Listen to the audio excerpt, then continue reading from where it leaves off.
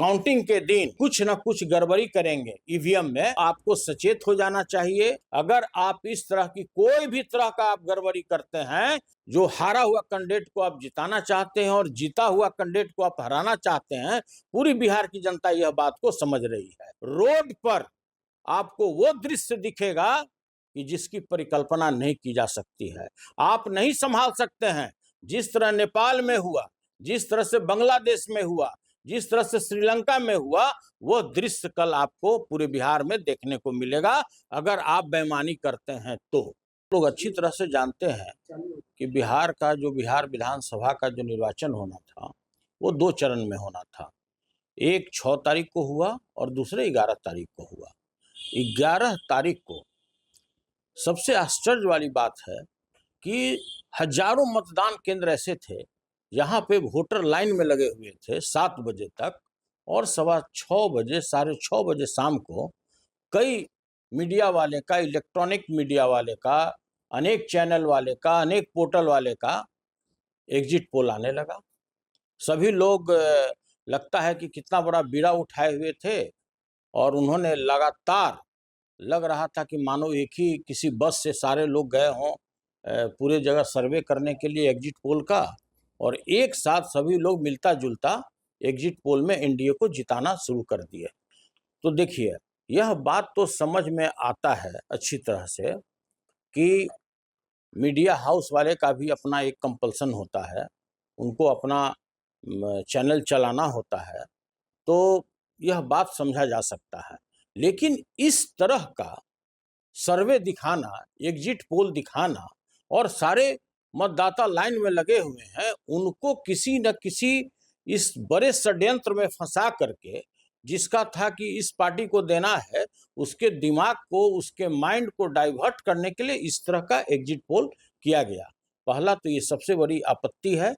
लेकिन चुनाव आयोग तो भाई अद्भुत है। सभी लोग जानते हैं कि उनके साख पर किस तरह से बट्टा लग चुका है। एसआईआर का मुद्दा हो या किसी भी प्रकार का मुद्दा हो, चुनाव आयोग तो कुछ सुनने के लिए तैयार नहीं है। अगर माननीय सर्वोच्च न्यायालय का हस्तक्षेप नहीं होता, उनका ऑर्डर नहीं होता, तो एसआईआर के आड़ में न जाने ये कितने कुकर्म किए होते। तो देखिए, इस पर भी मेरा कोई बहस नहीं है। सबसे बड़ी बात है कि टोटल 7,45,00,000 वोटर थे। अगर 66.91% अगर वोट हुआ तो 4,98,00,000 वोट पोल हुआ।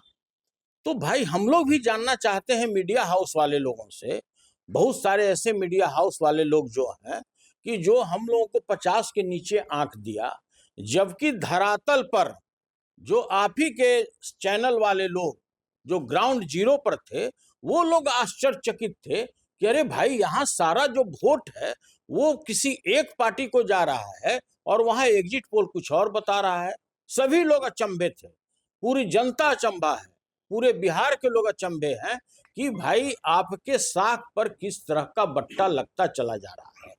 सबसे बड़ी बात है कि जिस तरह से महागठबंधन के जो लीडर आदरणीय तेजस्वी प्रसाद यादव जी का जो मुहिम था कि हम प्रत्येक घर में सरकारी नौकरी देंगे, 14 जनवरी मकर संक्रांति के दिन राज्य के प्रत्येक महिलाओं को हम 30,000 रुपये उनके खाते में देंगे, किसानों के बारे में, टोटल युवाओं के बारे में हम पलायन रोकेंगे, हम किस तरह से रोजगार देंगे, जो उनका विजन था यह साफ हर एक पंचायत में दिख रहा था, हर एक पोलिंग बूथ पे दिख रहा था कि किस तरह से युवा लोग उत्साहित होकर के टोटल वोट दिए चले जा रहे थे।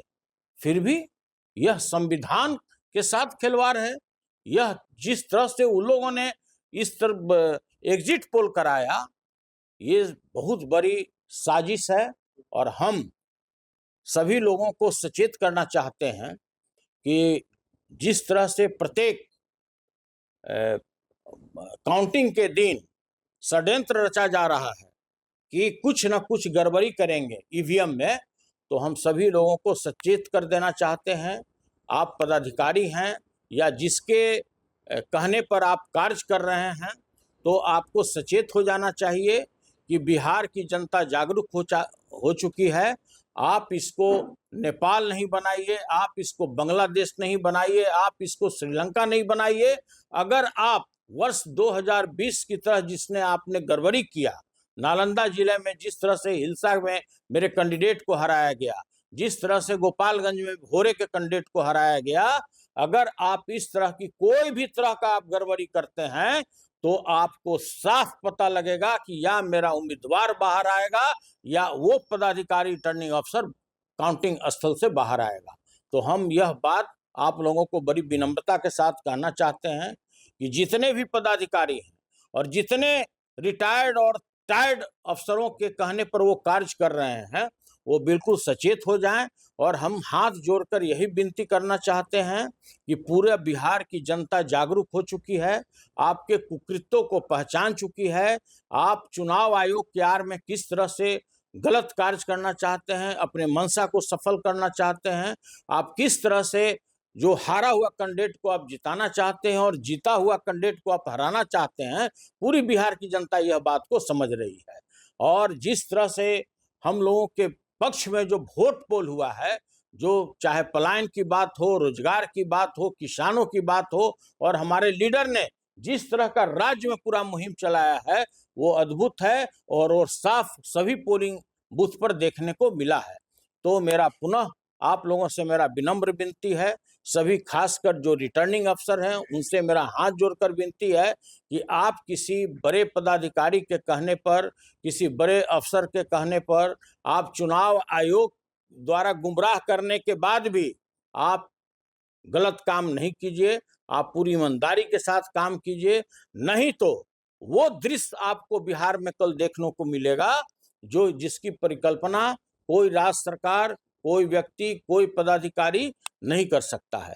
और हम इसी चीज को सचेत करने के लिए आज आप लोगों को बुलाए हैं कि सभी जगह से जिस तरह से खबर आ रहा है कि भाई ये एनडीए को किसी तरह से जिताना है और जो हमारा महागठबंधन है जहां पर 1000 वोट से कम का रेशियो हो उसको जबरदस्ती हराना है, तो ऐसा कुकृत कोई भी पदाधिकारी, चाहे आप किसी भी प्रकार से पोस्टिंग पाए हों, हम लोग को भी समझ में आता है, पूरे राज्य के जनता को समझ में आता है कि आपकी पोस्टिंग किस कारण से, जो सबसे असफल पदाधिकारी हैं उनको क्यों किया गया है। तो हाथ जोड़कर पुनः मेरी एक बार और विनती है कि आप लोग कोई भी गलत कार्य नहीं कीजिए, आप दूध का दूध और पानी का पानी कीजिए। जहां भी हमारा 1000 वोट के अंतर से हार जीत है वो काम मत कीजिए जो वर्ष 2020 में आप लोगों ने किया है, जो हिलसा में देखने को मिला, भोरे में देखने को मिला, परिहार में देखने को मिला। नहीं तो रोड पर आपको वो दृश्य दिखेगा कि जिसकी परिकल्पना नहीं की जा सकती है। आप नहीं संभाल सकते हैं।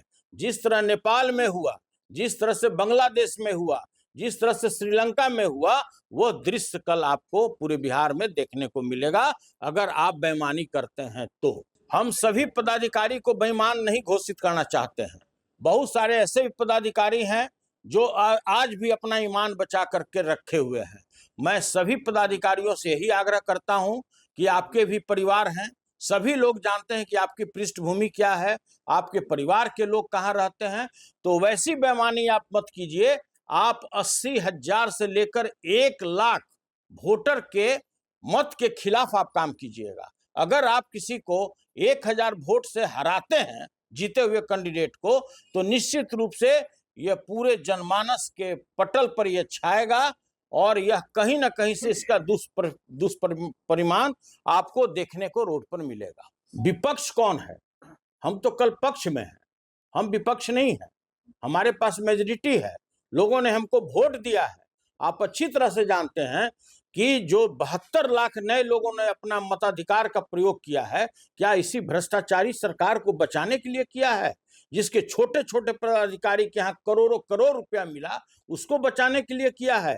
क्या उसको बचाने के लिए उन्होंने मताधिकार का प्रयोग किया है कि जिस तरह किसानों का शोषण और दोहन हो रहा है, क्या उसको बचाने के लिए लोगों ने वोट किया है कि जो किसी भी ब्लॉक में चले जाइए, किसी भी थाना में चले जाइए, किसी भी अनुमंडल में चले जाइए, मृत्यु प्रमाण पत्र लेने के लिए भी रिश्वत देना पड़ता है। क्या लोगों ने इसके लिए वोट किया है बढ़ करके? आज तक बिहार का सारा रिकॉर्ड टूट चुका है। 69% वोट पोल हुआ है और यह वोट जो पोल हुआ है ये बदलाव के लिए हुआ है, इस भ्रष्टाचारी सरकार से निजात पाने के लिए हुआ है और तेजस्वी यादव जी को मुख्यमंत्री बनाने के लिए हुआ 2020 के चुनाव की बात की जाए, इस समय रिजल्ट आ रहा था, 4 घंटे जो है सर्वर स्लो रहा और उसके बाद रिजल्ट कुछ ऐसा है। अगर इस तरह की स्थिति होती है तो क्या महागठबंधन सड़क पर उतर जाएगा? बांग्लादेश महागठबंधन नहीं, पूरी आम पब्लिक रोड पे उतर जाएगी। जो कुकृत आपने वर्ष 2020 में किया कि 4-4 घंटा आपने काउंटिंग रोकवा दिया, 4-4 घंटा किसी को बारे में किसी को कुछ पता नहीं था, वो काम अगर इस बार होगा तो या तो मेरा उम्मीदवार बाहर आएगा या वो जो रिटर्निंग अफसर होगा वो बाहर आएगा। मैं आपको चेतावनी देना चाहता हूँ। सड़क पर आ जाएगी जनता। पूरी जनता सड़क पर आएगी और वो दृश्य देखने को मिलेगा जो आपको नेपाल में देखने को मिला है। और पूरी जनता इस चीज से आशंकित है कि ये बेईमान लोग, जिस चुनाव आयोग के बारे में साख पर उसका बट्टा लग चुका है, जितने रिटर्निंग अफसर हैं, किस तरह से उनकी पोस्टिंग की गई है, तो यह पूरी जनता आशंकित है कि कहीं ना कहीं आप बेईमानी कीजिएगा तो आपको भी नेपाल का दृश्य यहाँ पर देखने को मिलेगा।